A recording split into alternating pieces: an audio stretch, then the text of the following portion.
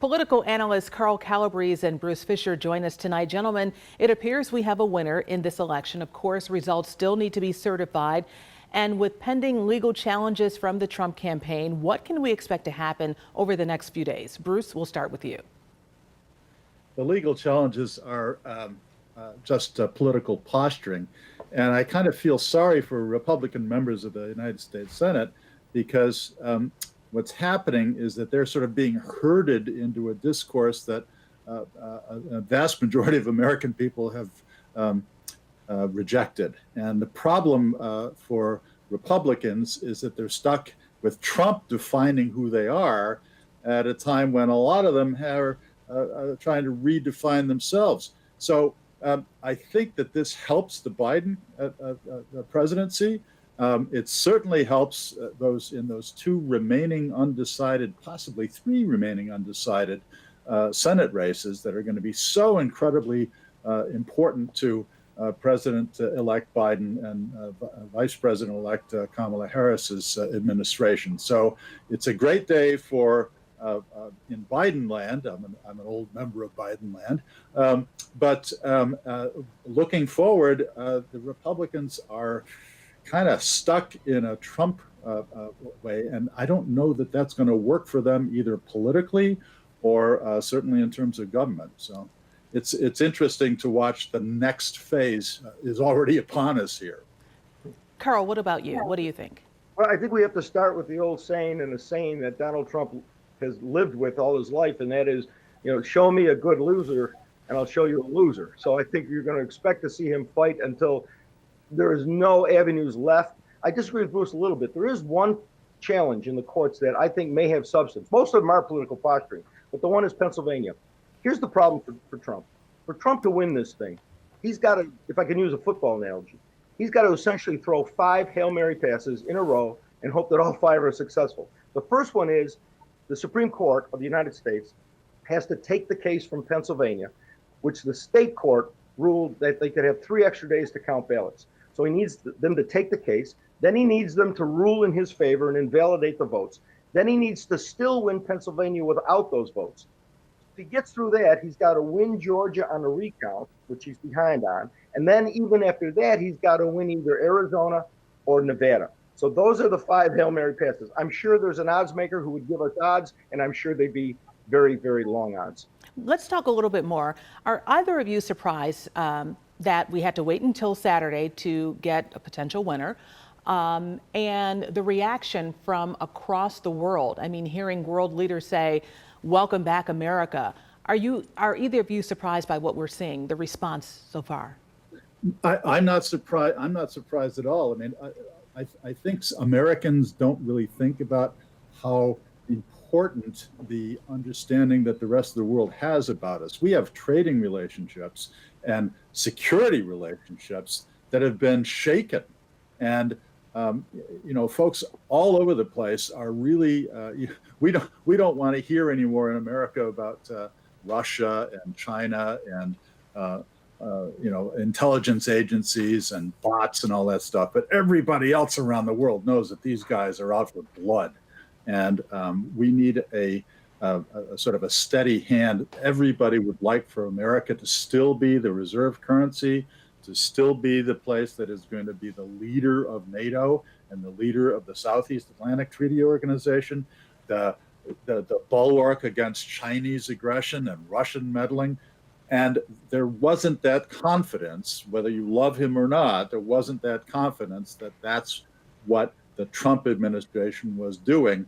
There is a much greater understanding of Biden's deep personal experience with all these folks and all these institutions around the world. So I'm not surprised that a lot of other folks are breathing a sigh of relief. Carl? To answer your first question, yeah, I'm not surprised that that it took this long, given the huge influx of mail-in ballots. They overwhelmed the system. Not ready to handle that. Maybe 4 years from now, the states will be better prepared, but this was a kind of a shock therapy. Yeah, there's a lot of the world happy. I'll tell you right now, our European allies are very happy because Donald Trump insisted they pay their fair share for their defense. And now America's going to pick it up. I'm sure the Chinese are very happy because Donald Trump recognizes that China is our most potent geopolitical threat. Biden says they're not a threat. Man, come on. They're very happy that Donald Trump may not be president. Mexico's probably happy because now they're going to have lots more immigration coming across the border. So sure, I can understand why all those countries are very happy they don't have to deal with Donald Trump anymore.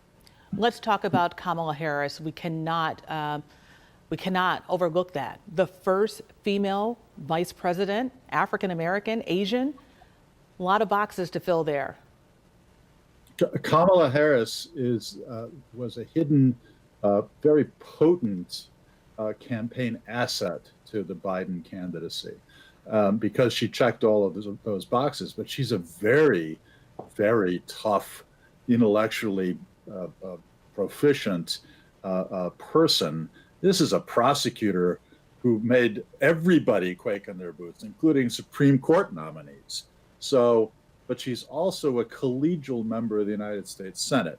And so the secret sauce of the Biden administration is going to be those personal relationships inside and outside the Democratic Party, including some names that have been very prominent recently, people who were, shall we say, sometimes very tough critics of Joe Biden, but campaign season's over, and I think Lindsey Graham, who has an old relationship with Joe Biden, a couple of other folks, Lisa Murkowski, and even Susan Collins of Maine, who was just in a surprise reelected. I don't want to say they're buddies with Kamala Harris and Joe Biden, but they have made gestures, as has Mitt Romney, as has outgoing Senator Toomey from Pennsylvania, to indicate that there's probably going to be some areas of collegiality, and I think America's ready for that. Carl. First of all, I don't think Kamala Harris was that great of a campaign asset because she hardly campaigned. You hardly saw her when she did come out. She gave short talks and then immediately left the stage and never took a question from the press. So that was a non-campaign if I ever saw one. In terms of the boxes she checks, those are all interesting boxes. But the box I always look for first and foremost in a candidate, it's not gender, it's not color, it's not ethnicity, it's ideology. And she is the farthest left of any senator in the Senate, even farther left of Bernie Sanders and Elizabeth Warren. If she ever became president of this country, and a lot of people think that's going to happen in the next 4 years, God help us. It's going to be interesting to watch. One final question. The votes that we saw, about 74 million for Biden and about 70 million for Donald Trump. So it's not that big of a difference. Do you think the people who were voting for Biden, was it more of an anti-Trump, we don't want this and what you represent anymore, or was it really pro-Biden? Of course it was pro-Biden, and of course it was anti-Trump. There are folks who just wanted the drama, the daily noise to stop, for the emotional decibel level to be turned down. There were folks who were genuinely concerned that Donald Trump was going to disrupt sacred American institutions like the sanctity of the ballot box. And that's what we're hearing, very unfortunate talking points from Republicans these days about whether, about alleged fraud. There's no fraud. What there is a determined effort on the part of Donald Trump and his sons and their close intimates to try to send a message to the world that there's something wrong in America and that this election was stolen from them. Well, that's not true. And it's despicable. And as a person learned in the law, let me tell you something about constitutional government.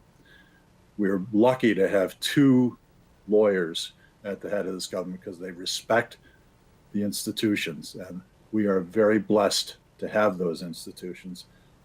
Wow, Donald Trump really threatened them. Carl? Bruce has his opinion, and that's fine. But besides my opinion, his opinion, there are some numbers that we should look at. There's no question that Trump voters were vastly more enthused about voting for Donald Trump than Biden voters. When they asked the question, are you highly enthusiastic about voting for your candidate? Trump had 66% versus 44% for Biden. That's a bigger gap than Trump dealt with Hillary Clinton. So he was not an inspiring candidate, but there's no question in my mind that the Trump fatigue factor played a huge role in this election. I can't tell you how many people I've talked to who said, I like his policies, but I can't take him anymore. So there's no doubt that Trump fatigue was the driving force in this election. Gentlemen, thank you. The beat definitely goes on. Bruce Fisher, Carl Calabrese, as always, nice speaking with you both. Thank you. Thank you.